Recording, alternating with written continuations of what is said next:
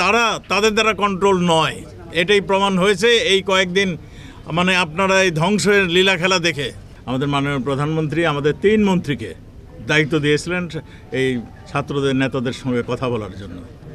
মাননীয় আইনমন্ত্রী, মাননীয় শিক্ষামন্ত্রী, মাননীয় তথ্যমন্ত্রী, এই 3 জন তারা আলোচনা করেছেন। তাদের কাছে 8 দফা দাবি দিয়েছিল। 8 দফা দাবির মানে ওই দাবির পরে আর নতুন করে আরও 8 দফা দিয়েছিল।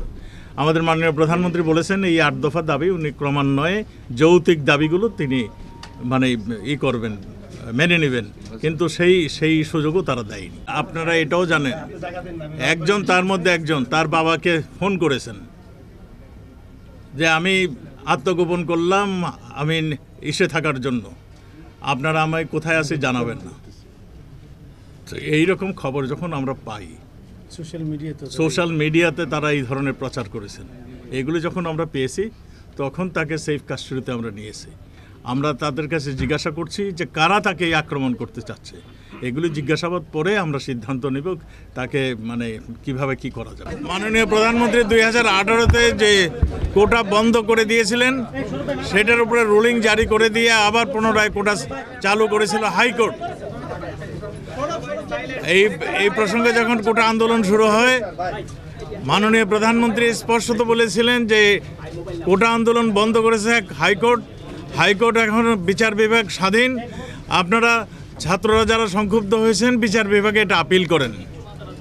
তারা আপিল না করে তারা নানান ধরনের আন্দোলন, নানান ধরনের কর্মসূচি দেওয়া শুরু করলেন। মাননীয় প্রধানমন্ত্রীর নির্দেশে আমাদের সরকার পক্ষ থেকে এটার আপিল করা হয়।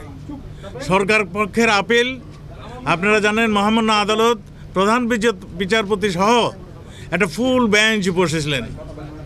ফুল বেঞ্চে সব দিকে আলোচনা করে এই কোটা প্রথা একটা সংস্কার করেছিলেন। তারা ঘোষণা করেছিলেন যে মানে আগের যে কোটা প্রথা সেই কোটা প্রথা থাকবে না, যেটা হাইকোর্টের রুলিং সেটাও বাদ। নতুনভাবে তারা বলেছিলেন মুক্তিযোদ্ধাদের জন্য 5%, 2%-এর মধ্যে 1% হলো গোষ্ঠীর জন্য, আর 1% হলো চাহিদা সম্পন্ন মানে আমাদের জনগোষ্ঠীর জন্য এবং থার্ড জেন্ডারের জন্য। আপনারা জানেন আমরা যারা মুক্তিযুদ্ধ করেছি আমাদের সন্তানেরা কিন্তু অলরেডি 30 বছর পার হয়ে গিয়েছে। 30 বছরের নিচে এখন আর কেউ নেই। কাজেই এই যে মুক্তিযোদ্ধার কোটাটা এটাও আর মুক্তিযোদ্ধাদের কাছে থাকবে না, এটাও চলে গিয়েছে অলরেডি ইসের কাছে, আমাকে মেধার তালিকায় চলে গেছে। কাজেই মেধায় এখন 98% মেধায় চলে গিয়েছে। আমরা মনে করেছিলাম যে ছাত্ররা তাৎক্ষণিকভাবে যারা এই আন্দোলন করছে তাৎক্ষণিকভাবে এই ইসেকে স্বাগত করবেন, স্বাগত জানাবেন এবং বলবেন যে আমরা উইথড্র করলাম, আমরা আমাদের শিক্ষা ভবনে ফিরে যাচ্ছি। কিন্তু আমরা দেখলাম দুঃখের সঙ্গে তারা সেইটি কাজটি করেনি, কারণ তারা তাদের দ্বারা কন্ট্রোল নয়, এটাই প্রমাণ হয়েছে এই কয়েকদিন। মানে আপনারা এই ধ্বংসের লীলা খেলা দেখে তারা জামাত, বিএনপি এবং জঙ্গি যারা নাকি স্বাধীনতা চায়নি, যারা জঙ্গির উত্থান ঘটাতে চেয়েছিল, যারা সন্ত্রাস উঠিয়ে আমাদের দেশকে অকার্য করার মানে প্রচেষ্টা নিয়েছিল, তাদের হাতে তারা এখন ক্রীড়ানায়ক হয়ে গিয়েছে।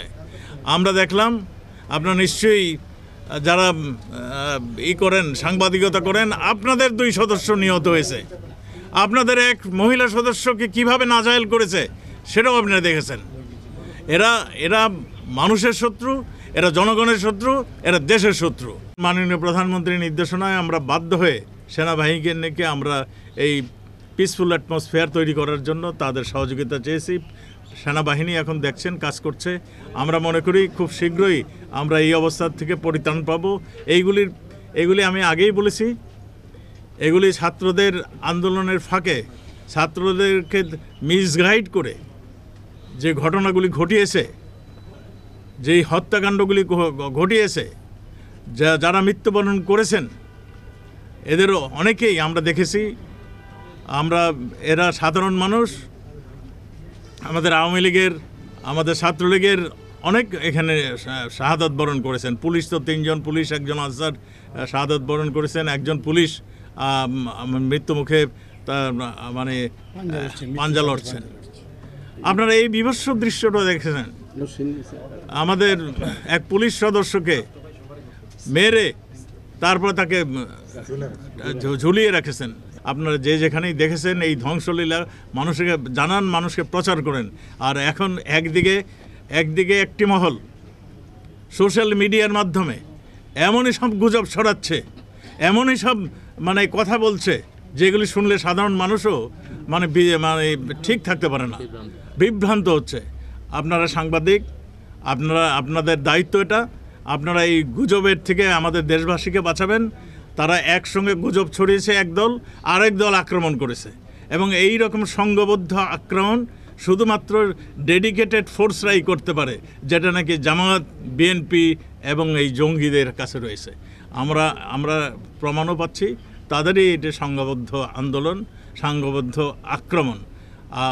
আমরা ধৈর্যের সঙ্গে, আমরা 19 তারিখের আগ পর্যন্ত পুলিশ অনেক ধৈর্যের সঙ্গে এই যাত্রাবাড়ি বলেন, থানা লুট মানে অ্যাটাক করছে, উত্তরায় থানা লুট করছে, এখানে কদমতলি একের পর এক এই করছিল, সব কিছু বিপর্যস্ত করে দিয়েছিল।